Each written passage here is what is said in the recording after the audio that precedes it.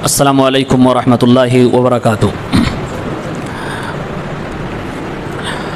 अल्हम्दुलिल्लाह नहमदुहु व नस्तईनुहु व नस्तगफिरुहु व नऊज़ु बिल्लाहि मिन शुरूरि अनफुसिना व मिन सय्यिआति अअमालिना मन यहदिहिल्लाहु फला मुज़िल्ल लहु व मन युज़लिल फला हादिय लहु व अशहदु अल्ला इलाहा इल्लल्लाहु वहदहु ला शरीका लहु व अशहदु अन्न मुहम्मदन अब्दुहु व रसूलुहु। अऊज़ु बिल्लाहि मिनश शैतानिर रजीम। बिस्मिल्लाहिर रहमानिर रहीम। इन्ना इद्दतश शुहूरि इंदल्लाहि 12 शहरन फ़ी किताबिल्लाह यौम ख़लक़स समावाति वल अर्ज़ मिन्हा अर्बअतुन हुरुम ज़ालिकद्दीनुल क़य्यिम फ़ला तज़लिमू फ़ीहिन्ना अनफुसकुम। मुहतरम सामीन किराम, इस्लामी भाइयों, नौजवान साथियों, अज़ीज़ बच्चों, पर्दानशी माँ और बहनों, इस्लामी साल का पहला महीना कुछ ही दिनों के बाद शुरू होने वाला है। एक सीरीज़ हम और आप समाप्त कर चुके हैं माहाना दुरूस में, जिसका उन्वान था अक़ीदा कुरान और सुन्नत की रोशनी में, और तकरीबन 12 प्रोग्राम उसके हुए हैं।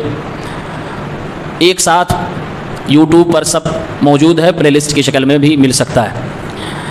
जो नहीं सुन पाया है वो दोबारा सुन भी सकता है। अब हम एक नई सीरीज़ शुरू करने जा रहे हैं। इसके अंदर अरबी के जो 12 महीने हैं, हर महीने में मुसलमान क्या क्या खुराफात और बिदात करता है, उसका हम और आप तज्ज़िया करेंगे। कुरान और सुन्नत की रोशनी में उस पर हम और आप नज़र रखेंगे, क्या वो सही हैं या गलत हैं, क्या करना चाहिए क्या नहीं करना चाहिए, इस चीज़ की रहनुमाई किताब और सुन्नत से हमें क्या मिलती है, ये सारी बातें इंशाअल्लाह हम और आप समाप्त करेंगे। तो उसी सिलसिले की पहली कड़ी आज है, जिसके लिए आपके सामने सूरह तौबा की आयत नंबर 36 तिलावत की गई है। अल्लाह रब्बुल आलमीन ने जब आसमान और ज़मीन को पैदा फरमा दिया तो आसमान और ज़मीन बन गए, सूरज बन गया, चाँद भी बना दिया गया। अल्लाह रब्बुल आलमीन ने उसी वक्त से साल के 12 महीने बना दिए। एक साल में 12 महीने होंगे, ये उसी वक्त अल्लाह अज़्ज़ व जल ने बता दिया और बना दिया। और साल के महीनों में एतबार चाँद का रखा गया, सूरज का नहीं। अल्लाह ने कुरान की दूसरी आयत में फरमाया, हुवल्लज़ी जअल अश-शम्स ज़ियाअन वल क़मरा नूरा व क़द्दरहु मनाज़िल। अल्लाह की ज़ात वो ज़ात है जिसने सूरज को रोशनी दी और चाँद को भी नूरानी रोशनी अता फरमाई और चाँद की मंजिलें मुतय्यन कर दी, लितअलमु अदद अस्सिनीन वल हिसाब, ताकि तुम्हें साल और हिसाब के अदद मालूम हो सके, तुम जान सको। यानी अल्लाह ताला ने इस आयत में चाँद के तज़किरे में कहा कि चाँद को हमने अलग अलग मंजिलें अता फरमाई हैं ताकि तुम्हें टाइमिंग का पता चल सके। गोया कि अल्लाह ताला ने महीनों का और कैलेंडर का ताल्लुक़ चाँद से रखा है, सूरज से नहीं रखा है। और ये जब आसमान और ज़मीन को पैदा किया गया था तब से, और ये टोटल 12 महीने हैं। जो महीने जो कैलेंडर हमारे दरमियान आज मारूफ है, मशहूर है, जिसको हम अंग्रेज़ी कैलेंडर कहते हैं, ईसवी कैलेंडर कहते हैं, ये शुरू में 10 महीने का था और इसकी शुरुआत मार्च से होती थी। ये बाद में इसमें जनवरी और फरवरी बढ़ाया गया है। लेकिन अल्लाह ने कुरान में कहा कि इस्लामी जो कैलेंडर होगा, जो कमरी महीने और साल हैं, इसका शुरू से ही महीना 12 ही था।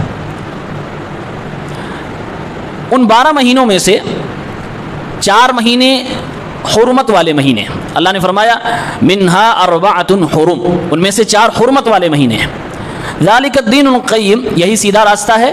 फ़ला तज़लिमू फ़ीहिन्ना अनफुसकुम, तो इन महीनों में तुम अपने नफ्स पे जुल्म ना करना, गुनाह ना करना, अपने आप को ना मारना, ना काटना, लड़ाई झगड़ा मत करना। ये 4 हुर्मत वाले महीने हैं। इसका क्या माना है? हुर्मत वाले महीने का माना है कि ऐसे महीने जिन महीनों में लड़ाई, जंगो जिदाल, क़त्लो क़िताल करना बनिस्बत दीगर महीनों के ज़्यादा बड़ा गुनाह हो जाता है। लड़ाई झगड़ा तो हर महीने गुनाह का काम है, लेकिन इन 4 महीनों में अगर कोई करता है तो उसका गुनाह और ज़्यादा बढ़ जाता है।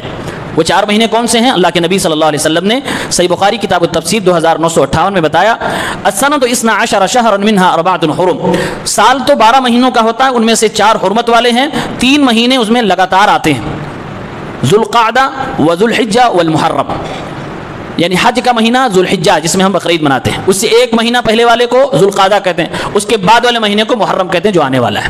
یہ 3 مہینے لگاتار حرمت والے مہینے ہیں جس میں لڑائی جھگڑا کرنا بنسبت دوسرے مہینوں کے زیادہ بڑا گناہ ہے۔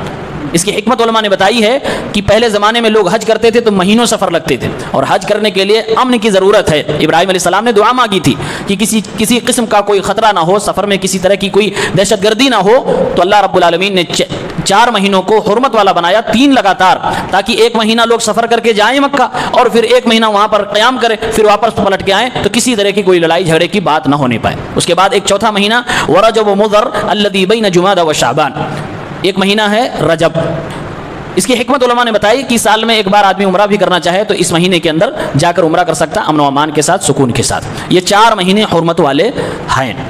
عربی مہینے کون کون سے ہیں؟ اکثر مسلمانوں کو نام نہیں یاد ہے، ان میں سے صرف 1 مہینے کا نام قرآن میں آیا ہے، وہ ہے رمضان، اور باقی مہینے پرانے زمانے سے، زمانے جاہلیت سے ہی عرب کے اندر معروف اور مشہور ہیں۔ ان 4 مہینوں میں اسپیشل کون سا کام نہیں کرنا ہے، اس کا ذکر اللہ نے سورہ توبہ کی آیت نمبر 36 میں کیا ہے۔ اللہ رب العالمین نے ارشاد فرمایا فَلَا تَظْلِمُوا فِيهِنَّ أَنفُسَكُمْ، ان مہینوں کے اندر اپنے اوپر ظلم نہ کرنا، کسی طرح کا کوئی گناہ کر کے، معاصی کا ارتکاب کر کے تم اپنے اوپر ظلم نہ کرنا۔ ایک معنی یہ بھی ہوا ان مہینوں کے اندر جنگ و جدال نہ کرنا، لڑائی جھگڑا نہ کرنا، ان مہینوں کے اندر اپنے آپ پہ تلوار نہ چلانا، اپنے آپ پہ کنکڑیاں نہ چلانا، اپنے آپ پر کسی طرح کا اوزار نہ چلانا۔ قرآن کی دوسری آیت میں اللہ نے فرمایا یسألونک عن الشہر الحرام قتال فیہ قل قتال فیہ کبیر، اے نبی آپ سے پوچھتے ہیں حرمت والے مہینے میں جنگ کے تعلق سے، تو آپ کہہ دیجئے ان مہینوں میں جنگ کرنا کبیرہ گناہ ہے۔ جنگ تو قتل و قتال کرنا، لڑائی جھگڑا کرنا، بلا وجہ مار پیٹ کرنا، یہ ہر مہینے ہر وقت میں گناہ ہے، لیکن ان مہینوں میں اور زیادہ بڑا گناہ ہے۔ اسی چیز کو اللہ نے بیان فرمایا ہے۔ ہم اور آپ جسے قمری سال کہتے ہیں، جسے مسلمانوں کا کیلنڈر کہا جاتا ہے، اس کا نام ہے ہجری کیلنڈر۔ اس کے بارے میں تھوڑی سی تاریخی بات ہم اور آپ سماعت کر لیں۔ یہ کب سے شروع ہوا؟ حضرت عمر فاروق رضی اللہ تعالیٰ عنہ کی خلافت کا دور تھا، تب تک کوئی کیلنڈر مسلمانوں کا اسپیشل نہیں تھا۔ ایک صحابی ابو موسیٰ اشعری رضی اللہ عنہ، وہ یمن کے اندر گورنر تھے۔ گورنر خلیفہ کو لیٹر بھیجا کرتا تھا جس میں مہینوں کے نام تو لکھے ہوتے تھے لیکن کون سا سن ہے یہ نہیں لکھا ہوتا تھا، تو اس سے بڑی دشواریاں آتی تھی۔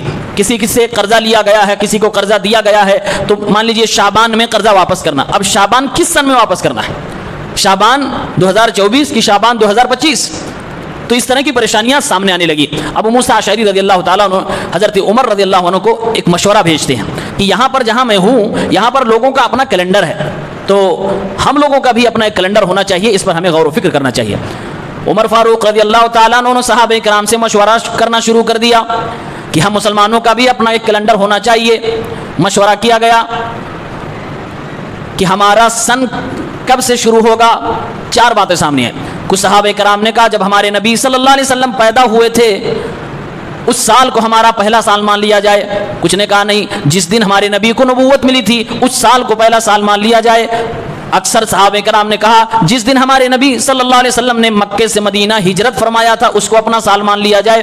کچھ نے کہا جس دن ہمارے نبی صلی اللہ علیہ وسلم دنیا سے گئے یعنی آپ کی وفات ہوئی تھی اس کو اپنا سال مان لیا جائے۔ 4 باتیں آ گئی، لیکن صحابہ کرام نے اتفاق ہجرت پہ کیا۔ کیوں؟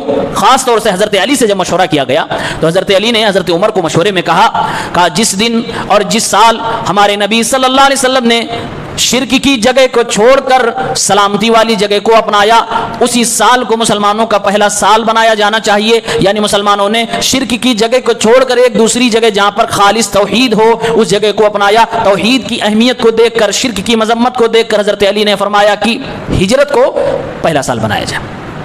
اب یہ تو طے ہو گیا کہ ہجرت کا جو واقعہ ہوا ہے وہی مسلمانوں کو پہلا سال ہوگا، اس کو ہم ہجری سال بولیں گے۔ اب اگلا مسئلہ آیا کہ مسلمانوں کے جو 12 مہینے ہیں پہلا مہینہ کون سا ہوگا؟ اس میں بھی مشورے ہونے لگے۔ تو چونکہ ہجرت کی جو پلاننگ ہوئی تھی وہ قربانی والے مہینے میں ہوئی تھی، ذی الحجہ کے مہینے میں ہوئی تھی، اور اس کے فوراً بعد محرم کا مہینہ آتا ہے۔ تو صحابہ کرام نے خاص طور سے حضرت عثمان رضی اللہ عنہ نے مشورہ دیا کہ محرم کو مسلمانوں کے سال کا پہلا مہینہ مانا جائے، اور صحابہ کرام نے سب نے اس پر اتفاق کر لیا۔ اس طریقے سے اسلامی کیلنڈر وجود میں آیا، اور یہ کیلنڈر جب بنایا گیا یہ حضرت عمر رضی اللہ عنہ کی خلافت کا دور تھا، 17 ہجری، بعض لوگوں کے مطابق 18 ہجری میں۔ اور اس کے پیچھے قرآن کی دلیل کیا تھی؟ کچھ لوگوں نے دلیل بھی ذکر کی ہے کہ ہجرت ہی کو کیوں صحابہ کرام نے مسلمانوں کے کیلنڈر کا سال مانا؟ کہا اس کی دلیل قرآن کریم میں اللہ رب العالمین نے سورہ توبہ کی آیت نمبر 108 میں فرمایا لَمَسْجِدٌ أُسِّسَ عَلَى التَّقْوَى مِنْ أَوِّلِ يَوْمٍ، ایک ایسی مسجد جو تقوی کی بنیاد پر بنائی گئی ہے پہلے دن سے، یعنی اللہ تعالیٰ نے قبا والی جو مسجد ہے اس کی تعمیر کو مسلمانوں کا پہلا دن گردانا ہے۔ تو اس سے استدلال کرتے ہوئے بعض علماء نے کہا اسی لیے صحابہ کرام نے ہجرت کے واقعے کو چنا تھا، گویا کہ مسلمان ایک طریقے سے آزادی جو ان کو ملی وہ ہجرت کے بعد ملی تھی، ورنہ مکے میں چھپ چھپا کر عبادت کرنی پڑتی تھی، پریشانیاں جھیلنی پڑتی تھی، تو مسلمان مکمل طور سے جو آزاد ہوا وہ ہجرت کے بعد ہوا تھا، اس لیے اس سال کو مسلمانوں کا پہلا سال مان لیا گیا۔ اس کے علاوہ بہت ساری اس کی خصوصیات ہیں جو دوسرے کیلنڈروں میں نہیں پائے جاتے ہیں۔ مسلمانوں کا پہلا جو مہینہ ہے محرم ہے۔ محرم کا معنی کیا ہوتا ہے؟ محرم کا معنی ہوتا ہے حرام کیا گیا۔ کیا حرام کیا گیا؟ ایسا مہینہ جس کے اندر گناہوں کو مزید حرام کر دیا گیا ہے۔ اس کا ایک دوسرا معنی علماء نے بتایا ایسا مہینہ جس کی تعظیم کی جا رہی ہے، جس کا تقدس ہے، جس کا احترام کیا جائے، اس کو محرم کہتے ہیں۔ علماء عرب اس کو المحرم کہتے ہیں۔ وَإِنَّمَا سُمِّيَ مُحَرَّمًا لِأَنَّهُمْ كَانُوا يُحَرِّمُونَ الْقِتَالَ فِيهِ، محرم کو محرم اس لیے کہتے ہیں کیونکہ اہل عرب اس کے اندر جنگ و جدال، لڑائی جھگڑے کو حرام سمجھتے تھے، اور محرم کو محرم اس لیے بھی کہتے ہیں کیونکہ اللہ رب العالمین نے اس کے اندر جنگ و جدال کو حرام کر دیا۔ اب کسی کو اجازت نہیں ہے کہ اس مہینے کو پلٹ کر یا تبدیل کر کے یا آگے بڑھا کر کہیں اور لے کر چلا جائے، اللہ نے یہ چیز حرام قرار دے دی ہے۔ اس مہینے کی فضیلت کیا ہے؟ دیکھیے عربی کے 12 مہینے ہیں، محرم، صفر، ربیع الاول، ربیع الثانی، جمادی الاول، جمادی الثانی، رجب، شعبان، رمضان، شوال، ذی قعدہ، ذی الحجہ، یہ 12 مہینے۔ ان 12 مہینوں میں سے ایک مہینہ ہے جس کو اللہ تعالیٰ کہتا ہے، جس کو اللہ کے نبی نے کہا یہ اللہ کا مہینہ ہے۔ وہ کون سا مہینہ ہو سکتا ہے؟ خیال آتا ہوگا کہ رمضان ہو سکتا ہے، رمضان نہیں ہے، وہ یہی محرم کا مہینہ ہے۔ جیسے اسلام میں ہم دیکھتے ہیں بیت اللہ، اللہ کا گھر، خانہ کعبہ کو کہا جاتا ہے، ناقۃ اللہ، اللہ کی اونٹنی، صالح علیہ السلام کی اونٹنی کو کہا جاتا ہے، کلمۃ اللہ، اللہ کا کلمہ، عیسیٰ علیہ السلام کو کہا جاتا ہے۔ ان سب چیزوں کا کیا مطلب ہے؟ ان کا مطلب یہ ہے کہ اللہ نے ان چیزوں کو اپنے نام سے جوڑ کر ان کی عزت کی ہے اور ان کا مرتبہ بڑھایا ہے۔ اس لیے بعض علماء نے لکھا ہے اللہ لا یضیف الیہ الا خواص مخلوقاتہ، اللہ رب العالمین کسی بھی چیز اور مخلوق کو اگر اپنے نام کے ساتھ جوڑتا ہے گویا کہ اس کی بہت اہمیت ہے۔ اسی طریقے سے اللہ کے نبی صلی اللہ علیہ وسلم نے اس مہینے کو اللہ کا مہینہ کہا، فرماتے ہیں افضل الصیام بعد شہر رمضان شہر اللہ المحرم، اللہ کا مہینہ محرم یعنی محرم الحرام کو اللہ کا مہینہ کہا گیا ہے۔ آئیے اب دیکھتے ہیں کہ بات دیگرے اس مہینے میں مسلمانوں نے کیا کیا گل کھلائے ہیں، کیا کیا اس میں خرافات اور بدعات اور رسومات کی جاتی ہیں۔ یہ حقیقت ہے کہ یہ امت خرافات میں کھو گئی، بہت دور سنت سے ہو گئی۔ سب سے پہلے ایک غلط فہمی کا ازالہ ہونا ضروری ہے۔ اس مہینے کی اہمیت، فضیلت جو بھی وارد ہوئی ہے اس کے پیچھے کربلا کے واقعے کا کوئی ہاتھ نہیں ہے، یا اس کے پیچھے حضرت حسین رضی اللہ عنہ کی شہادت کے واقعے کا کوئی ہاتھ نہیں ہے۔ دو چیزوں کی وجہ سے اس مہینے کو مسلمان یا تو سیلیبریٹ کر رہے ہیں یا تو غم منا رہے ہیں۔ دو واقعہ، ایک واقعہ یہ ہے کہ اس دن، اس مہینے میں 10ویں محرم کو اللہ رب العالمین نے موسیٰ علیہ السلام کو فرعون سے نجات دی تھی، یہ بھی صحیح حدیث سے معلوم ہوا۔ اور تقریباً اسی دن 10 محرم کو سن 61 ہجری میں ہمارے نبی کے جانے کے 50 سال کے بعد آپ صلی اللہ علیہ وسلم کے نواسے، جنت کے نوجوانوں کے سردار حضرت حسین رضی اللہ تعالیٰ عنہ کی مظلومانہ شہادت ہوئی تھی۔ یہ دو واقعات اسی ایک دن میں ہوئے۔ اس میں جتنی فضیلتیں محرم کی بیان کی جائیں گی وہ ساری فضیلت وہ موسیٰ علیہ السلام فرعون سے نجات پائے تھے وہ نبی نے بتائی ہے، اس کے حوالے سے ہے، کیونکہ نبی علیہ السلام کے زمانے میں تو حضرت حسین کی شہادت ہوئی نہیں تھی۔ اس لیے اس سے اس کو جوڑنا اور کہنا کہ محرم احترام والا مہینہ اس لیے کیونکہ اس میں حضرت حسین شہید ہوئے تھے، اس لیے ہے کیونکہ اس کا تعلق اہل بیت سے ہے، یہ سراسر یہ تاریخی جھوٹ ہے اور یہ مسلمانوں کو گمراہ کرنے والی بات ہے۔ سب سے پہلا رسم، سب سے پہلی خرافات، سب سے پہلی بدعت جو اس مہینے کے اندر ہوتی ہے وہ ہے ماتم، اور یہ بڑی بدعت ہے۔ ماتم کی ہسٹری اگر آپ دیکھیں گے تو آپ کو لگے گا کہ حقیقت میں مسلمان ٹھگا گیا ہے، اس کو اس مورچے پہ زبردست جھٹکا دیا گیا ہے اور وہ پھنس گیا، بیوقوف بن گیا۔ قرآن کریم میں اللہ رب العالمین نے ارشاد فرمایا ہے لا تظلموا فیہن انفسکم، اے مسلمانوں حرمت والے مہینوں میں اپنے اوپر ظلم نہ کرنا، کسی طرح کا کوئی گناہ نہ کرنا، خاص طور سے اپنے اوپر ظلم کرنے سے اللہ نے منع فرمایا۔ اور اسی مہینے کے اندر اگر ماتم کیا جائے تو سراسر قرآن کی آیت کے خلاف، اللہ رب العالمین کی مرضی کے خلاف ہے۔ اللہ کے نبی صلی اللہ علیہ وسلم فرماتے ہیں جو شخص بھی نوحہ اور ماتم کرتا ہے قیامت کے دن اس کے اوپر تار کول ڈالا جائے گا، اسی کا اس کو لباس پہنایا جائے گا، کھجلی کا لباس پہنایا جائے گا، اس انسان کو اس طرح کی سزا دی جائے گی۔ بلکہ آپ صلی اللہ علیہ وسلم نے یہاں تک ارشاد فرمایا لیس منا من لطم الخدود وشق الجیوب ودعا بدعوى الجاہلیہ، مسلمانوں کا طریقہ یہ نہیں ہے کہ اپنے ہی چہرے پر ہاتھ مارے جائیں، اپنے ہی سینے پہ وار کیے جائیں، اپنے ہی پیٹھ پہ اوزار سے خنجر سے زخمی کیا جائے۔ اللہ کے نبی فرماتے ہیں لیس منا، جو اس طرح کی حرکتیں کرتا ہے وہ ہمارے طریقے پہ نہیں، وہ ہمارے سنت پر نہیں ہے، وہ مسلمانوں کے طریقے پر نہیں ہے۔ وضاحت سے اللہ کے نبی نے صلی اللہ علیہ وسلم نے ماتم سے منع فرمایا۔ یہاں تک کہ حدیث میں آتا ہے ایک شخص تھا وہ ایک لوہے کے اوزار سے اپنے آپ کو زخمی کر کے مار لیتا ہے۔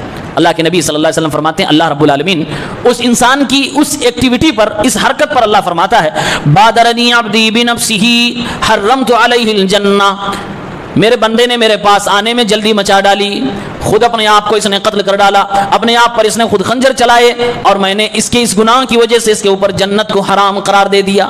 یعنی کہ اگر کوئی شخص ماتم کرتے کرتے مر جاتا ہے تو حرام موت اس کی ہوتی ہے، اور اللہ رب العالمین اس کے اوپر جنت کو حرام قرار دے دیتا ہے۔ اللہ کے نبی فرماتے ہیں من قتل نفسه بحدیدۃ فحدیدته فی یدہ، جس نے اپنے آپ کو کسی چھری سے، کسی چاقو سے، کسی تلوار سے، کسی لوہے کے ہتھیار سے قتل کیا ہوگا، کل قیامت کے دن جب اس کو دوبارہ زندہ کیا جائے گا اس کے ہاتھ میں دوبارہ اسی طرح کا ہتھیار دیا جائے گا، وہ اسی ہتھیار سے اپنے پیٹ میں وار کرتا جائے گا اور اس کو جہنم میں ڈال دیا جائے گا خالدا مخلدا فیہا ابدا، اور ہمیشہ ہمیش ایک لمبی مدت کے لیے اس کو جہنم میں ڈالا جائے گا۔ یہ ماتم کے حوالے سے اسلام کا اسٹیٹمنٹ ہے۔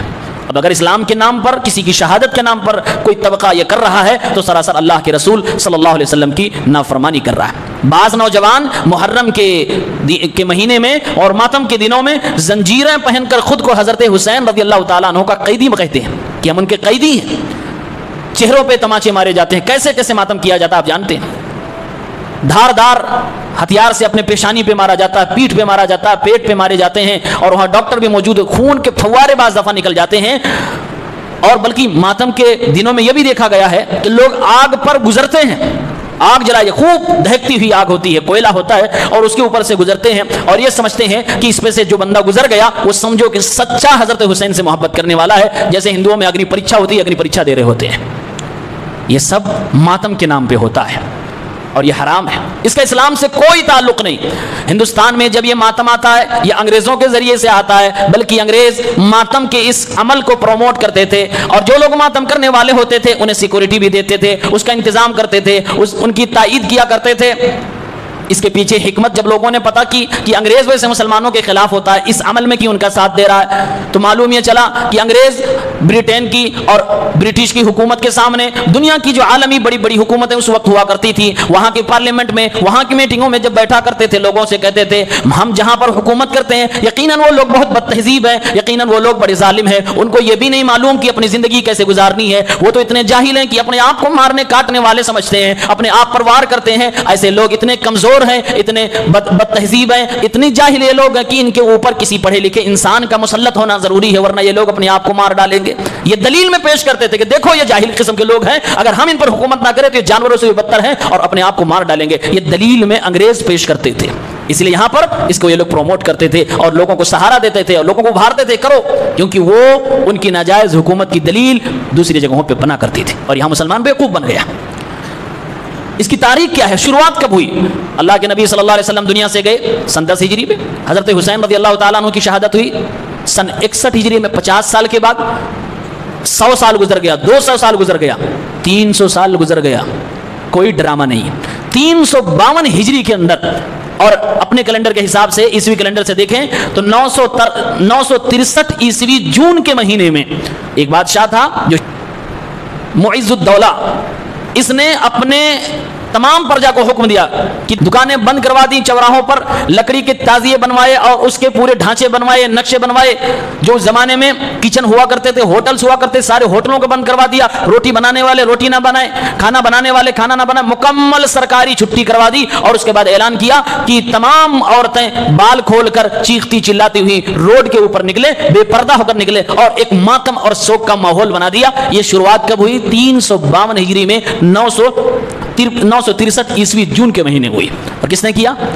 کسی سچے نہیں، ایک عیاش قسم کا بادشاہ نے کیا تھا، بدتمیز قسم کا بادشاہ تھا. اور اس نے مسلمانوں کو اس طرح سے زبردستی کر کے، اور اس کے ہاں میں ہاں ملانے والے شیعہ قوم تھی، ان لوگوں نے اس کو ہاتھوں ہاتھ لے لیا. اور کیونکہ حضرت حسین کا نام تھا، حضرت حسین کے نام پہ سب کچھ کروایا جا رہا تھا. شیعہ قوم اس کے زبان پر لبیک کہتی ہے، اور سنی لوگوں نے جب بغاوت کی تو اس کے اوپر وار کیا گیا، ان کو مارا گیا. اسی لیے امام ذہبی رحمہ اللہ تاریخ کی کتاب تاریخ الاسلام میں لکھتے ہیں، یوم عاشورہ الزم معز الدولہ الناس بغلق الاسواق. معز الدولہ بادشاہ نے بازاروں کو بند کرنے کے لیے زبردستی کی اور اس طریقے سے دکانوں کو بند کروایا، عورتوں کو روڈ پر لایا. وَهَذَا أَوَّلُ يَوْمٍ نِيحَ عَلَيْهِ بِبَغْدَادِ. یہ پہلا دن تھا کہ بغداد جیسے شہر میں حضرت حسین کے نام پر پہلی بار ماتم کیا گیا. کب ہوا؟ 352 ہجری میں 963 عیسوی کے اندر. یہ ماتم کی بدعت، اس کا مسلمانوں سے، اسلام سے کوئی تعلق نہیں. یہ سراسر غیر اسلامی رسم ہے، رواج ہے، اسے مسلمانوں کو چھوڑ دینا چاہیے.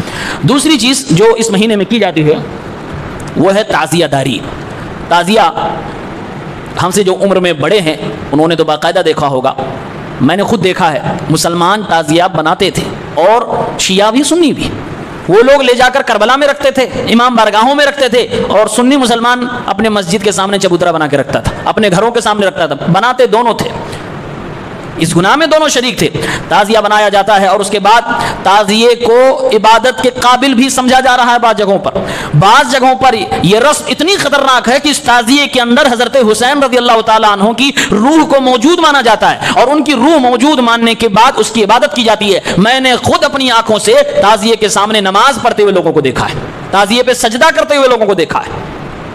یہ تعزیہ کس چیز کا ہوتا ہے؟ کاغذ اور پھر لکڑی، رنگ، کلاکاری، یہی ہے. ایک طرف تعزیہ دیکھیے اور ایک طرف غیر مسلموں کی دیوی دیوتاؤں کو دیکھیے جو مٹی سے بنائے. اس میں زیادہ کلاکاری ہے، اس میں زیادہ محنت ہے، لیکن وہ بت پرستی ہے جناب. اور یہ عشق ہے سیدنا حسین رضی اللہ تعالیٰ عنہ سے. رضا خان صاحب جو بریلوی جماعت کے بڑے عالم ہیں، انہوں نے اس تعلق سے کہا اگر کسی گلی محلے سے تعزیہ آتا دیکھ لو تو نظریں پھیر لو. دیکھنا بھی جائز نہیں ہے مسلمانوں، اس کو نکالنا اور لے کے جانا اور پھر دفن کرنا، اس کے سامنے نمازیں پڑھنا، اس میں حضرت حسین کی روح کو موجود ماننا، یہ سب تو بہت آگے کی بات ہے. تو شرک کے لیول تک کی بات پہنچ جا رہے. کہا دیکھنا تک جائز نہیں ہے. اللہ رب العالمین نے قرآن میں ارشاد فرمایا تعزیہ، اور اس طریقے سے جو لوگ اپنے ہاتھوں سے بت تراشتے ہیں، تعزیہ بناتے ہیں، اور پھر اسی کے سامنے پیشانی جھکاتے ہیں، سجدہ کرتے ہیں، اس سے نظریں مانتے ہیں، یا اس کے سامنے کھڑے ہو کر نماز پڑھتے ہیں، فرمایا اللہ نے قال اتعبدون ما تنحتون، کیا تم لوگ اس کی عبادت کرتے ہو جس کو خود تراشتے ہو، جس کو خود بناتے ہو. واللہ خلقکم وما تعملون، اللہ رب العالمین نے تمہیں بھی پیدا فرمایا ہے اور تمہاری ساری کرتوتوں کو بھی پیدا فرمایا. جو تم بنا رہے ہو اس کا بھی پیدا کرنے والا اللہ ہے، تمہارا بھی پیدا کرنے والا اللہ ہے. تم اپنے پیدا کرنے والے کی عبادت کرو، اپنے خالق کو چھوڑ کر اپنی مخلوق یعنی اپنے ہاتھوں سے بنائی ہوئی چیز کی عبادت کر رہے ہو. اس میں مخاطب صرف بت پرست قوم نہیں ہے، یہ لوگ بھی شامل ہیں، کیونکہ یہ کسی بت پرستی سے کم نہیں ہے، اور یہ سراسر شرک ہے، واضح شرک ہے. اگر اس کے سامنے سجدہ کیا جا رہا ہے، اس میں روح موجود مانی جا رہی ہے، اور اس کے سامنے کھڑے ہو کے نماز پڑھا جا رہا ہے. حالی نے سچ کہا تھا، کرے غیر بت کی پوجا تو کافر، جو ٹھہرائے بیٹا خدا کا تو کافر، جھکے آگ پر بہر سجدہ تو کافر، کواکب میں مانے کرشمہ تو کافر، مگر مومنوں پر کشادہ ہے راہیں، پرستش کریں شوق سے جس کی چاہیں، نبی کو جو چاہیں خدا کر دکھائیں، اماموں کا رتبہ نبی سے بڑھائیں، مزاروں پہ دن رات نظریں چڑھائیں، شہیدوں سے جا جا کے مانگیں دعائیں، نہ توحید میں کچھ خلل اس سے آئے، نہ اسلام بگڑے نہ ایمان جائے. یہی کام اگر ایک غیر مسلم کرے تو اس کو ہم مشرک کہتے ہیں، اس کو بت پرست کرتے ہیں. اور اگر یہی کام مسلمان کر رہا ہے تو پھر مسلمانوں کی واہ واہی ہو رہی ہے، اس کو عین اسلام بتایا جا رہا ہے، اور اس کو عشق اور محبت کے نام پر اور زیادہ ترجیح اور پروموٹ کرنے کی کوشش کی جا رہی ہے. بت پرستی کرتے کرتے شرک میں مبتلا ہو گئی، ڈوب گئی. اور یہ بھی وہی کام کر رہے ہیں، جبکہ دونوں کا راستہ بالکل الگ تھا۔ ایک شاعر کہتا ہے تھی میری اور رقیب کی راہیں جدا جدا، میری اور میرے دشمن کی راہیں الگ الگ تھی میری اور رقیب کی راہیں جدا جدا، آخر کو دونوں کوچے جانا میں جا ملے، یعنی دونوں جا کر شرک کی دلدل میں گر گئے، جبکہ دونوں ایک دوسرے کے عقیدے کے اعتبار سے، ایمان کے اعتبار سے مختلف تھے، دشمن تھے، لیکن دونوں جا کر شرک کی دلدل میں گر گئے۔ تیسری چیز ہے جو اس میں رسم کے طور پر کی جاتی ہے وہ ہے مرثیہ خوانی، اور یہ کام مولویوں کا ہے۔ ان کے اندر ان کو ذاکر کہا جاتا ہے، ذاکر جو ذکر کرتا ہے، یعنی کربلا کے واقعے کو جو سب سے زیادہ جھوٹ کے انداز میں جھوٹ بول بول کر بول لے جائے، لوگوں کو رلا لے جائے، لوگوں کو ایموشنل کر لے جائے، اس کو سب سے بڑا ذاکر مانا جاتا ہے، اور سب سے زیادہ اسی کو پیمنٹ کی جاتی ہے۔ یقین مانیے واقعہ کربلا کو بیان کرنے میں جن لوگوں نے اس کربلا کے واقعات کو بیان کیا ہے ان میں اکثر لوگ جھوٹے ہیں، فریبی ہیں، ان میں اکثر لوگوں نے اس میں نمک مرچ نہیں بلکہ بہت زیادہ مسالہ اور نمک مرچ لگا کر بیان کیا ہے، اتنا بری طرح سے بیان کیا ہے کہ آج ماحول یہ بن گیا، مرثیہ خوانی ہو رہی ہے، جیسے محرم آئے گا، جیسے حسین رضی اللہ تعالیٰ عنہ کی شہادت کا واقعہ بیان کیا جائے گا، جس کے من میں جو آ رہا ہے، جتنا زیادہ جو بھیانک انداز میں، دردناک انداز میں بیان کر پا رہا وہ بیان کرتا چلا جا رہا ہے، نہ کسی روایت کا پتہ چل رہا ہے، نہ کسی چیز کا کوئی ثبوت ملنے والا ہے، بس ہوا میں بات ہو رہی ہے، جیسے لوگ چاہ رہے ہیں جیسے بیان کر رہے ہیں، جو جتنا زیادہ رلا لے جائے اتنا بڑا عالم ان کے یہاں سمجھا جانے لگا ہے۔ یہ جھوٹ پر پوری قصے کہانی ہے، ریل ہے، اور اس کے ریل واقعہ بھی کتابوں میں مدون ہے، لیکن یہ ایرے غیرے نتو خیر عالموں کی بس کی بات نہیں ہے کہ اس کو صحیح چیز کو چھانٹ کر آپ کے سامنے لا کر پیش کر دے، کیونکہ بڑی باریکی سے اور بڑی چالاکی اور بڑی ہوشیاری سے ان مکاروں نے خود مارا تھا، اور مارنے کے بعد خود ہی رونا پیٹنا شروع کر دیا، اور اسی طریقے سے کتابوں میں لا کر بہت ساری غلط چیزیں تاریخ کے نام پر بھر دی ہیں، جسے امت کو گمراہ کیا گیا۔ یہ مرثیہ خوانی، مرثیہ جو پڑھا جاتا ہے، بیان کیا جاتا ہے، ایسا ایموشنل ہوتا ہے کہ اس میں عورتیں پڑھ رہی ہوتی ہیں ماتم کے ٹائم پر، اور مرد سن رہا ہوتا ہے جوش میں آ کر اپنے اوپر وار کر۔ آسان نہیں ہے اپنے ہی بدن پہ تلوار چلانا، آسان نہیں ہے خود اپنے ہی چہرے پہ بلیڈ سے اور اپنے سینے پہ وار کرنا، اس کے لیے پاگل ہونا ضروری ہے، اور پاگل کرنے کے لیے یہ مرثیہ کا استعمال کیا جاتا ہے، اس سے لوگوں کو ایموشنلی بلیک میل کیا جاتا ہے۔ اور یہ مرثیہ خوانی جس کے اندر جھوٹ ہے، فریب ہے، موضوع روایات ہیں، یہ بھی اسلام کے اندر حرام ہے، کیونکہ جھوٹ بولنا عام طور سے ویسے ہی کبیرہ گناہ ہے، اور اگر دین کے نام پر بولا جائے اور حضرت حسین رضی اللہ تعالیٰ عنہ کے نام پہ بولا جائے، جس سے دین کا کوئی گہرا تعلق کر کے بولا جائے، تو یہ اور بڑا گناہ ہو جاتا ہے، اور یہ چیز انتہائی زیادہ خطرناک ہو جاتی ہے۔ چوتھی بدعت تبرہ بازی۔ تبرہ بازی کیا ہے؟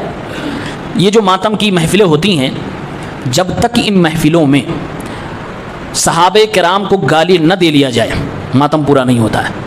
خاص طور سے حضرت معاویہ کو، عمرو بن عاص کو، حضرت مغیرہ کو، اور پھر یزید کو، جب تک ان کو گالی نہ دے لے تب تک ان کا ماتم پورا نہیں ہوتا۔ کچھ لوگ واضح کھلے الفاظ میں گالی دیتے ہیں، اور کچھ لوگ اشارے میں چھپ کے دیتے ہیں، کیونکہ ان کے ہاں ایک اور فارمولہ ہے تقیہ۔ تقیہ کا مطلب یہ ہوتا ہے کہ اپنے دل کی بات چھپا لو، سامنے والا اگر تمہارے مزاج کا نہیں ہے تو اپنے دل کی بات چھپا لو اور اس کے سامنے اس کی والی بات کر لو۔ جو منافق کی ڈیفینیشن ہے، نفاق کی سیم وہی ڈیفینیشن ہے تقیہ کرنے والے کی، تو ان کے ہاں یہ شریعت ہے، اور اس پر ان کو ثواب ملتا ہے کہ جیسے ان کے ہاں اگر عقیدہ ہے کہ ابو بکر صدیق رضی اللہ تعالیٰ عنہ نعوذ باللہ گنہگار ہیں کیونکہ حضرت فاطمہ کا حق انہوں نے مارا ہے، تو یہ ان کا عقیدہ ہے۔ ان کا عقیدہ کہ حضرت عائشہ نے زنا کیا تھا، نعوذ باللہ ان کے اوپر کوڑا برسانا چاہیے تھا، لیکن ان مسلمانوں نے برسایا نہیں۔ ان کا عقیدہ کہ حضرت عمر نے غلط کیا تھا۔ ان کا عقیدہ ہے کہ اگر ہماری حکومت آ جائے تو ابو بکر عمر کی قبر کھودیں گے، لاش نکالیں گے، ان دونوں کو سزا دیں گے، اور سیدہ عائشہ کو بھی سولی پہ چڑھائیں گے، ان کے اوپر بھی سزا نافذ کریں گے۔ یہ عقیدہ ہے، لیکن آپ کے سامنے، ہمارے سامنے نہیں بیان کریں گے۔ کیوں؟ وہاں تقیہ کریں گے، کیوں؟ آپ برا مان جائیں گے۔ یعنی منافقت پوری بھری پڑی ہے، لیکن یہ ساری چیزیں ان کے عقیدے میں شامل ہیں، ان کی کتابوں میں لکھی گئی ہیں۔ اس مہینے میں جو ایک بڑا اور بہت برا کام ہوتا ہے وہ ہے تبرہ بازی، یعنی صحابہ کرام کو برا بھلا کہا جاتا ہے، انہیں گالیاں دی جاتی ہیں، کبھی کھل کر کیا جاتا ہے، کبھی اشارے میں کیا جاتا ہے، جبکہ صحابی کون ہے؟ من لقی النبی مؤمنا به ومات علی الاسلام، جس نے نبی سے ایمان کی حالت میں ملاقات کی ہو اور ایمان کی حالت میں دنیا سے چلا گیا ہو، وہ صحابی ہے۔ اور جس کے نام کے آگے صحابی لگ گیا، اب وہ چاہے چھوٹا ہو، بڑا ہو، بچہ ہو، جوان ہو، بوڑھا ہو، کوئی بھی ہو، بس صحابی اس کے نام کے آگے اگر لگ گیا تو اس کے جنتی ہونے میں کوئی شک و شبہ نہیں ہے۔ قرآن کریم میں اللہ نے فرمایا وَكُلًّا وَعَدَ اللَّهُ الْحُسْنَى، ہر صحابی سے اللہ رب العالمین نے جنت کا وعدہ فرمایا ہے۔ اگر کسی بھی صحابی کے بارے میں آپ کے دل میں یہ خیال آ رہا ہے کہ یہ چھوٹا صحابی ہے، بڑا صحابی ہے، یہ دونوں صحابی آپس میں لڑے تھے، یہ حق پہ تھا یا نہ حق پہ تھا، اگر اس طرح کا خیال میں کوئی بات آ رہی ہے اور اس خیال کے ذریعے سے آپ کے دل میں ایک عقیدہ بن رہا کہ اس صحابی سے ہمیں محبت نہیں کرنی چاہیے، اس صحابی سے ہمیں محبت کرنی چاہیے، یعنی کسی صحابی کے خلاف دل میں بغض پیدا ہو جا رہا ہے، تو جان لیجئے آپ کے اندر شیعیت اور رافضیت کی بیج نے اپنی جگہ بنا لی ہے اور آپ کے اندر شیعیت داخل ہو گئی ہے، آپ کو پتہ بھی نہیں چل رہا ہے۔ ایک چھوٹے سے بھی صحابی سے ذرہ برابر اگر دل میں نفرت آ رہی ہے تو فوراً توبہ کرنا ضروری ہے۔ یہ شیعیت کا کیڑا ہے اور آج افسوس بہت سارے مسلمانوں کے دلوں میں یہ کیڑا موجود ہے، اور میں نام لے کر کہہ رہا ہوں، سیدنا معاویہ رضی اللہ تعالیٰ عنہ، سیدنا عمرو بن عاص اور سیدنا مغیرہ، ابو بکر صدیق، حضرت عمر، تمام صحابہ کرام، جس کے بھی خلاف دل میں اگر نفرت آ رہی ہے تو سمجھ لیجیے کہ آپ کے اندر شیعیت اور رافضیت کی بیج پڑ چکی ہے۔ توبہ کرنا بہت ضروری ہے، اللہ سے معافی مانگنا بہت ضروری ہے۔ اللہ کے نبی صلی اللہ علیہ وسلم نے فرمایا، لا تسبوا صحابی، میرے کسی بھی صحابی کو برا بھلا نہ کہو، انہوں نے جو اپنی زندگی میں خرچ کر دیا ہے، اگر تم احد پہاڑ کے برابر بھی خرچ کرو تو ان کے آدھے تک بھی نہیں پہنچ پاؤ گے۔ عبداللہ ابن عمر رضی اللہ تعالیٰ عنہ فرماتے ہیں، کسی بھی صحابی رسول کو برا بھلا نہ کہو، گالیاں مت دیا کرو، کیونکہ ایک صحابی نے اللہ کے نبی صلی اللہ علیہ وسلم کے ساتھ جو ایک گھنٹہ گزارا ہے، ایک لمحہ، ایک گھڑی جو اللہ کے نبی کے ساتھ کسی صحابی نے گزار لی ہے، کسی غیر صحابی اگر پوری زندگی عمل کرے، 40 سال تک نیکیاں کرتا رہے، تب بھی اس درجے کو نہیں پہنچ پائے گا جو ایک صحابی ایک لمحہ میرے نبی کے ساتھ گزار کے پا جاتا ہے۔ اتنا بڑا مقام صحابہ کا ہے، کیونکہ صحابی ہونا جنت کی گارنٹی ہے، اور ہم اور آپ کتنے بڑے بھی مسلمان ہو جائیں، پوری زندگی نے کی ہو جائیں، لیکن گارنٹی جنت کی نہیں لے سکتے، نہ دے سکتے ہیں، لیکن صحابی ہونا اتنا بڑا شرف ہے کہ انسان کو اللہ رب العالمین سارے صحابہ کو جنت کی گارنٹی دے رہا، وَكُلًّا وَعَدَ اللَّهُ الْحُسْنَىٰ، اور قرآن میں اللہ نے یہ بھی فرمایا، صحابہ کرام سے اگر کسی کو چڑ ہے تو سمجھ لے کہ وہ کافر ہے، لِيَغِيظَ بِهِمُ الْكُفَّارَ، اللہ تعالیٰ قرآن میں صحابہ کی فضیلت اس لیے بیان کرتا ہے، رب العالمین تمام صحابہ کرام کے بارے میں اس لیے کہتا ہے رضی اللہ عنہم ورضوا عنہ، تاکہ کافروں کو اللہ غصہ دلا سکے، تاکہ کافروں کا کفر باہر آ سکے، تاکہ منافقوں کا نفاق باہر آ سکے، یعنی کہ اللہ رب العالمین یہ چیک کرتا ہے کس بندے کے دل میں میرے نبی کے صحابہ سے محبت ہے اور کس بندے کے دل میں میرے نبی کے صحابہ سے نفرت ہے۔ ہمارا اور آپ کا کام ہے کہ ہم صحابی نہیں ہیں، ہمیں صحابہ سے محبت کرنی ہے۔ اب ایک صحابی دوسرے صحابی کے آپ سے اختلاف ہے، اس سے ہمیں کوئی لینا دینا نہیں۔ ہمارا ایمان کیا ہے کہ ہمیں ان دونوں سے محبت کرنی ہے، وہ دونوں اگر آپس میں وقتی طور سے اختلاف کیے، ان کا معاملہ اللہ کے حوالے ہے، ہم خاموش رہیں، یہی ہمارا موقف صحیح ہونا چاہیے، اس میں بہت زیادہ زبان درازی کرنے کی ضرورت نہیں، زبان چلانے کی ضرورت نہیں ہے۔ جو لوگ اس مہینے میں تمام صحابہ کرام کو برا بھلا کہتے ہیں، خصوصاً حضرت معاویہ رضی اللہ تعالیٰ عنہ کو، اگر ان سے وجہ پوچھی جائے تو دلیل میں آتے آتے واقعی کربلا کو ذکر کریں گے۔ دیکھو کربلا کے اندر حضرت حسین رضی اللہ تعالیٰ عنہ تمام اہل بیت کو بہت ظالمانہ طریقے سے شہید کر دیا گیا، شہید کرنے والوں کو ہم برا بھلا کیوں نہ کہیں، لیکن ایسے ہی لوگ جب ان سے پوچھا جائے، عمر فاروق رضی اللہ تعالیٰ عنہ محرم کی پہلی تاریخ کو شہید کر دیے گئے اور یہ بھی ظالمانہ طریقے سے شہید کیے گئے، ان کو بھی وار کیا گیا، ان کو بھی مارا گیا، ان کو بھی شہید کیا گیا، پھر ان کے قتل کرنے والے اور ان کے مارنے والوں کے ساتھ تمہیں پیار و ہمدردی کیوں ہے؟ آپ کو پتا ہے حضرت عمر رضی اللہ تعالیٰ عنہ کا جو شہید کرنے والا انسان ہے، مارنے والا جو قاتل ہے، ایران کے کاشان شہر کے اندر آج بھی اس کا مزار ہے اور پوری ایرانی حکومت اس کو سپورٹ کرتی ہے، وہ مزار ہے، اس کی سرکشا ہے، اس مزار پر لکھا ہوا ہے بقعۃ متبرکہ بابا شجاع الدین ابو لؤلؤ فیروز۔ بقعہ متبرکہ کا مطلب ہوتا ہے ایک مبارک جگہ۔ یہ کون شخص ہے؟ عمر فاروق رضی اللہ عنہ کو شہید کرنے والا، ان کے اوپر خنجر سے وار کرنے والا، اور اس کو یہ شیعہ لوگ اس کا مزار بنا کے رکھے ہیں پوری سیکورٹی کے ساتھ۔ حالانکہ ان میں بہت سارے ایسے لوگ ہیں جو انکار کر رہے ہیں، نہیں یہ دوسرا کوئی ابو لؤلؤ فیروز ہے، یہ دوسرا کوئی بابا شجاع الدین ہے، یہ وہ نہیں ہے، وہ تو مدینے میں مر گیا تو مدینے میں اس کو کہیں دفن کر دیا گیا ہوگا، لیکن آج بھی یہ مزار ہے اور سیم نام لکھا ہوا، آپ گوگل پہ سرچ کر، آج ہی میں نے امیج دیکھی ہے اور اس پہ اس مزار کے اوپر یہ عربی میں لکھا ہوا بقعۃ متبرکہ بابا شجاع الدین ابو لؤلؤ فیروز۔ شجاع الدین کا مطلب جانتے ہیں کیا ہوتا ہے؟ دین کا بہادر۔ بتائیے حضرت عمر کو جس نے شہید کیا اس کو دین کا بہادر ٹائٹل دیا گیا، بابا شجاع الدین۔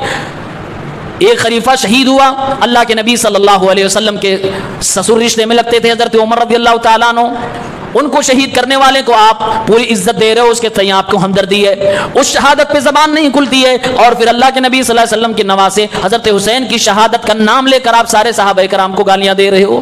جبکہ حقیقت کچھ اور ہے۔ آج تو تحقیق کا دور ہے، تحقیق نے اس بات کو سامنے روز روشن کی طرح آیا کر دیا کہ مارنے والے کون تھے، قتل کرنے والے کون تھے، کربلا میں ادھم مچانے والے لوگ کون تھے اور کس نے ماتم کیا تھا۔ یہ ساری چیزیں آج تحقیق کر کے واپس سامنے آ چکی ہیں۔ یہی لوگ تھے جو آج ماتم کر رہے ہیں، انہیں کے آباء و اجداد تھے۔ پانچواں گناہ اور پانچویں بدعت جو اس مہینے میں کی جاتی ہے وہ ہے سوگ منانا۔ سوگ مطلب کیا ہوتا ہے کہ بھائی اس مہینے میں ہم ہنسیں گے نہیں، اس مہینے میں اچھا کپڑا نہیں پہنیں گے، اس مہینے میں اپنے گھر کے کھٹیے کو الٹ دیں گے، چارپائی کو الٹ دیں گے، اس مہینے میں روٹی نہیں پکائی جائے گی، اس مہینے میں جھاڑو نہیں دیا جائے گا۔ اور بعض جگہوں پہ یہ بھی کہا جاتا ہے تازیہ دفن ہو جائے گا تو گھر میں روٹی بنے گی، تازیہ دفن ہو جائے گا تو تب گھر میں جھاڑو لگے گا، تازیہ دفن ہو جائے گا تب چارپائی کو سیدھا کیا جائے گا۔ اور بہت سارے جو شدت پسند ہوتے ہیں، جو کٹر ہوتے ہیں، وہ ننگے پاؤں یہ 10 دن چلتے رہتے، چپل بھی نہیں پہنتے، اور بہت سارے لوگ تو کپڑا بھی نہیں بدلتے ہیں، وہی کالا لباس چلتا رہتا ہے۔ شادی بیاہ اس مہینے میں منحوس مانا جا رہا ہے، اور جس لڑکی کی شادی اس مہینے سے پہلے مہینے میں ہو جائے، یعنی عید القربہ عید الاضحیٰ والے مہینے میں، اس لڑکی کو اس مہینے کے اندر سسرال میں رہنے نہیں دیا جاتا، اس کو واپس مائکے بلا لیا جاتا، اور مانا جاتا کہ اگر یہ سسرال میں رہی تو سسرال میں کچھ نہ کچھ کانڈ ہو جائے گا، یہ سسرال پر کوئی نہ کوئی آفت لے کر آ جائے گی۔ اس طریقے سے یہ توہم پرستی ہے اور یہ اندھ وشواس پایا جاتا ہے۔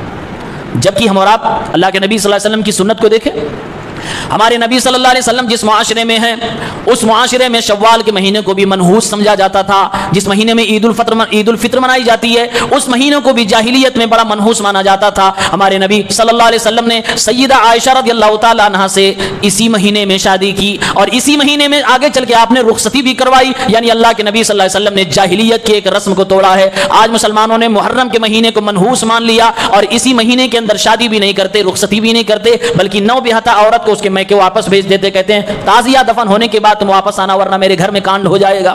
یہ اندھ وشواس ہے، یہ ہے توہم پرستی جو آج مسلمانوں میں پائی جاتی ہے۔ اور سوگ، کسی کے مر جانے کے بعد سوگ منانا، ایک ہوتا ہے غم زدہ ہو جانا، غم آپ کو ہو گیا، آپ کا کوئی قریبی دنیا سے چلا گیا، یہ ایک فطری چیز ہے، اس میں مرد بھی ہوتا ہے غم زدہ، عورتیں بھی ہوتی ہیں، لیکن جو باقاعدہ منایا جاتا ہے جس کو سوگ منانا کہتے ہیں، اس کا مردوں سے کوئی تعلق نہیں، اس کا مردوں سے کوئی تعلق نہیں ہے۔ سوگ منانا عورتوں ہی کا کام ہے، اس میں مردوں کا کوئی کام نہیں ہے۔ اللہ کے نبی صلی اللہ علیہ وسلم نے ارشاد فرمایا کسی بھی عورت کے لیے حلال نہیں ہے جو اللہ پر آخرت کے دن پر ایمان رکھتی ہو کہ کسی میت کے اوپر 3 دن سے زیادہ وہ سوگ منائے۔ ہاں اگر اس کے شوہر کا انتقال ہو گیا تو 4 مہینہ 10 دن تک وہ سوگ منا سکتی ہے، ورنہ کوئی عورت 3 دن سے زیادہ کسی بھی قریبی کے مرنے کے بعد سوگ نہیں منا سکتی ہے۔ اور آج کتنے سال ہو گئے، 1300 سال ہو گئے، عورت تو چھوڑیے مرد حضرات سوگ منائے جا رہے ہیں، اور سوگ منانے کی اعلیٰ کوالٹی ہے، یعنی ماتم کیے جا رہے ہیں۔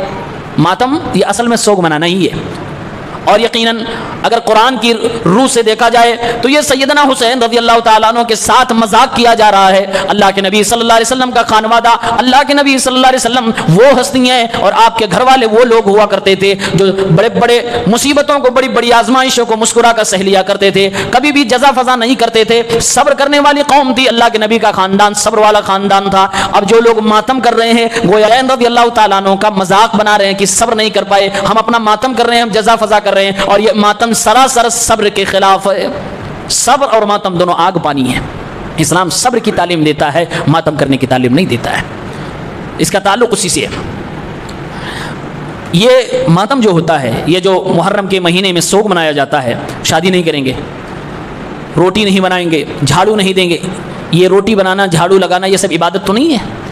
عبادت میں بھی اگر کوئی شخص اپنے اوپر سختی کر رہا ہے، اسلام اس کو نہیں برداشت کرتا ہے۔ یہ خرافات کو اسلام سختی کے ساتھ برداشت کرے گا؟ سوال ہی نہیں پیدا ہوتا۔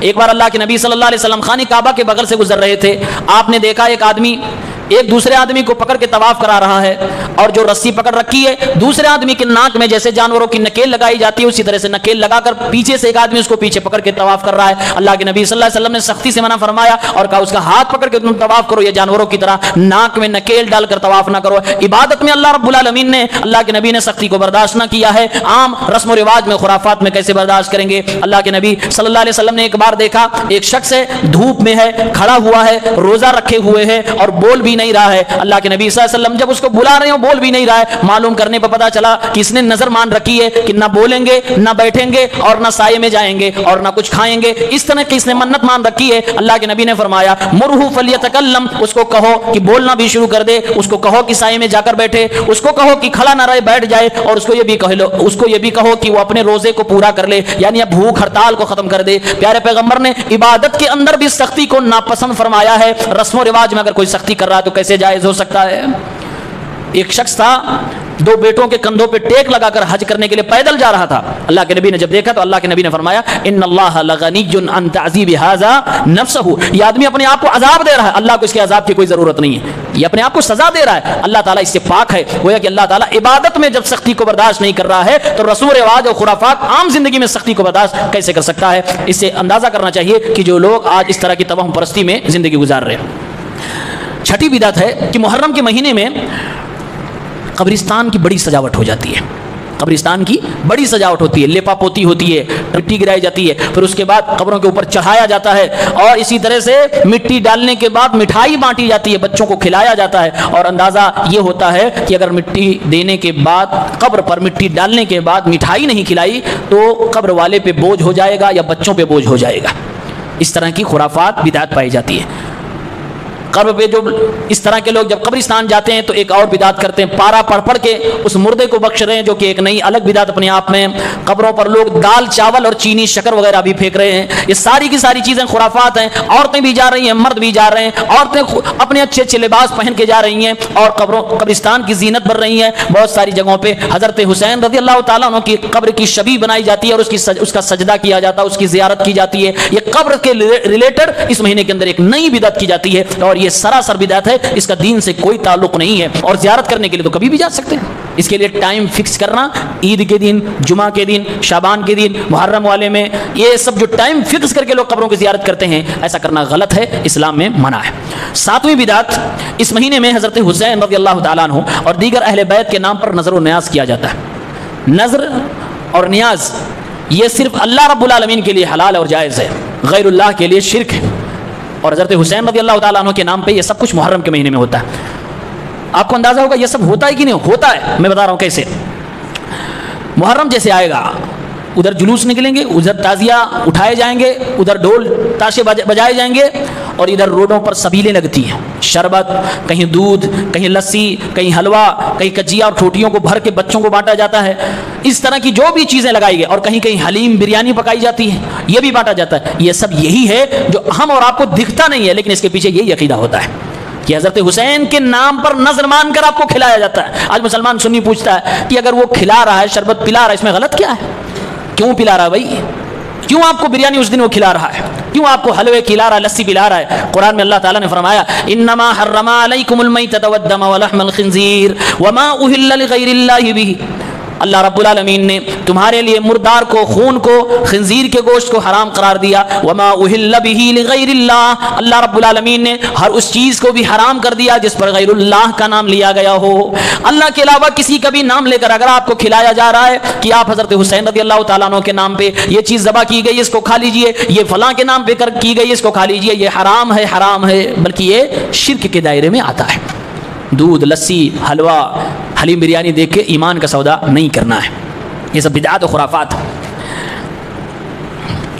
اسی طرح سے 8ویں بدعت, یہ بھی عام ہے اور میں نے یہاں کچھ لوگوں سے سنا کہ پہلے ہوتا تھا, اب شاید بند ہو گیا, اور یہ سب سنی مسلمان کرتے تھے.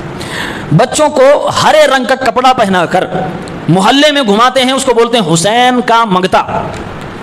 اور ایک گھوڑا ہوتا ہے جس گھوڑے کو ذوالجناح کہتے ہیں, اور یہاں شاید دلدل کہتے ہیں. اس گھوڑے کے ان دونوں چیزوں کو دیکھیے جس میں دونوں میں بچے انوالو ہیں. ہر ایک سبز رنگ کا کپڑا پہنا کر بچوں کو محلے میں گھمایا جا رہا ہے, دروازے پہ جا کر بھیک مانگ رہے ہیں. اور عقیدہ کیا ہے؟ یہ جو مانگی ہوئی بھیک ہوگی اس بھیک سے کھانا پکوایا جائے گا, اور ان سبز رنگ کپڑا جو بچے پہنے ہوئے ہوں گے ان کو جب کھلایا جائے گا تو ان کو کسی طرح کی کوئی بیماری نہیں لگے گی. بھیک مانگ کے دوائی بنائی جا رہی ہے, عقیدہ والی دوائی, باطل عقیدہ, اور اس کے بعد بچوں کو کھلایا جا رہا. اور عقیدہ کیا ہے؟